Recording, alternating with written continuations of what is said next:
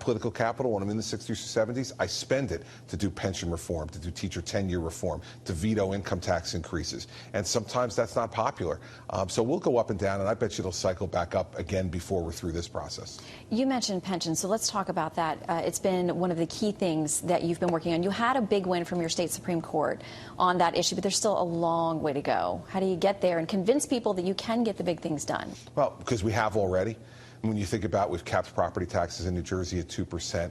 We've cut business taxes $2.3 billion, and we spend $2.3 billion less today than we did in fiscal year '08. Those were all tough things. And we've gone through one round of significant pension and benefit reform, which is saving $120 billion over the next 30 years. We have more to do. I have a Democratic legislature I got to try to convince of that, and really recalcitrant unions who don't want to believe that because of the benefits they've asked for, their pensions are going broke. So I'm just going to keep talking about it and working hard the way I am about entitlement reform, which we need to do in our country as well. That is something you've been willing to take on. A lot of people aren't, because we remember the commercials the last time around. Grandma in the wheelchair getting pushed off a cliff.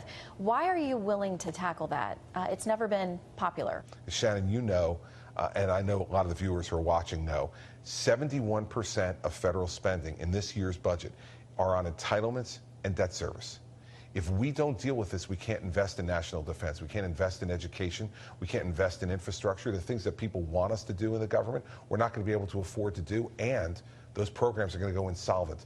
That's just not acceptable to me, nor is a massive tax increase on the American people to pay for it. So we need to reform these programs, and we can do it, and we can do it in a way that's not going to throw anybody off the cliff. And I've put that plan forward, and I'm going to keep talking about it. It's the third rail of American politics. They say don't touch it. I'm going to hug it. Okay, well, you may get shocked. We know that's what happens with the third rail.